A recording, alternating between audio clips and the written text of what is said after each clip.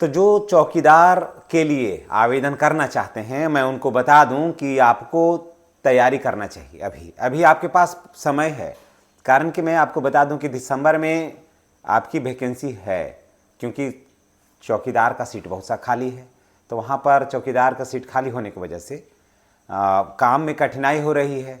तो दिसंबर आते देरी नहीं लगेगा, आधा अक्टूबर हो गया है ना, बचता है नवंबर, फिर है दिसंबर, समझ गए।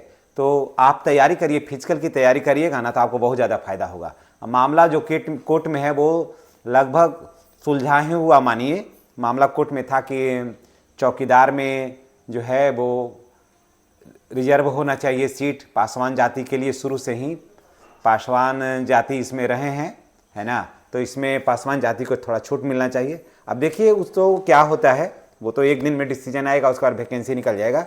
लेकिन ज़्यादातर लग रहा है कि 50% सीट जो है ना वो पासवान जाति को मिल सकता है। जी हाँ, अब जान लीजिए कि 50% सीट जो है पासवान जाति को मिल सकता है, इसकी पूरी संभावना है।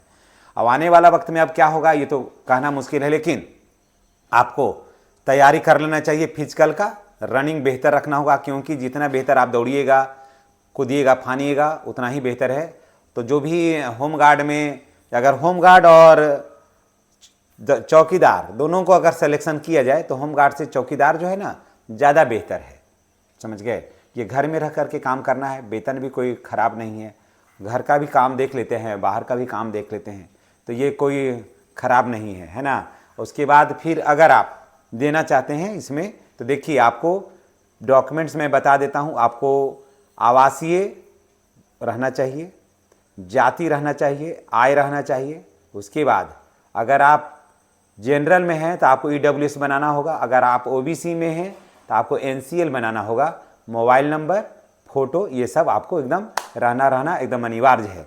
तो ये सब चाहिए और अप टू डेट चाहिए। आप सोचिएगा ना कि पीछे का होगा, 2025 का कोई भी बना हुआ हो, बशर्ते दिसंबर में वो 1 साल के आसपास हो, तब आपका चल जाएगा। लेकिन अब उसका पीरियड जो 1 वर्ष के लिए रहता है, उसका पीरियड अक्टूबर में ही समाप्त हो जाएगा, तो वो संभवतः नहीं लिया जाएगा, वो नहीं होगा। संभवतः क्या, वो नहीं लिया जाएगा, आपको अपडेट मांगेगा। यानी कि उसका पीरियड जो है ना वो दिसंबर में जाके समाप्त हो। अब यानी कि नोटिफिकेशन अगर आ गया है उसके बाद जाकर के आपका समाप्त हो रहा है, तब तो कोई बात नहीं है। लेकिन नोटिफिकेशन आने के पहले ही अगर समाप्त हो रहा है उसका वैलिडिटी, तो आपको वो मान्य नहीं होगा। और आपका सिलेक्शन होने के बाद भी जब डॉक्यूमेंट वेरिफिकेशन होगा तो आपको अयोग्य करार दे दिया जाएगा। तो ये सब चीज़ों की तैयारी आप कर लीजिए, नहीं तो बाद में फिर पछताना पड़ेगा। जी हाँ, सारा पेपर जो है ना अपडेट चाहिए। ये नहीं कि 1 साल पहले का, 1.5 साल पहले का बना करके रखे तब उसको लगा दीजिएगा, तब वो नहीं होगा। और फोटो भी है, जो ये नहीं कि मैट्रिक पास किए 4 साल पहले वही फ़ोटो लगा के सब जगह दे रहे हैं, तो वो भी नहीं होगा। वो भी अप टू डेट फ़ोटो चाहिए। तो ये सब चीज़ें जो हैं वो आपको तैयार करके रखना होगा। देख लिया ना, मैट्रिक का मार्कशीट, ठीक है। अब फर्स्ट डिवीजन है, सेकेंड डिवीजन है, थर्ड डिवीजन, कोई मतलब नहीं है, बस मैट्रिक पास होना चाहिए। एक दूसरा जाति, आय, आवासीय, है ना। उसके बाद एनसीएल ओबीसी के लिए और जनरल बच्चों के लिए ईडब्ल्यूएस, ये सब चीज़ होना चाहिए। ये सब बना दीजिएगा, आपको किसी तरह की कोई कठिनाई नहीं होगी और निश्चित रूप से सफलता मिलेगी। और अभी आपके पास समय है दौड़ने का, फिजिकल की तैयारी करिए और वर्दी अपने शरीर पर रखिए। और चौकीदार की जो है योग्यता है उसमें साइकिल चलाने के लिए मांगता है, और साइकिल चलाना होना चाहिए, लोकल भाषा का ज्ञान होना चाहिए। तो जो जिस क्षेत्र के हैं लोकल भाषा का ज्ञान ऑलरेडी उनके पास ही है। और आवेदन जो होगा वो ऑनलाइन होगा, ठीक ना।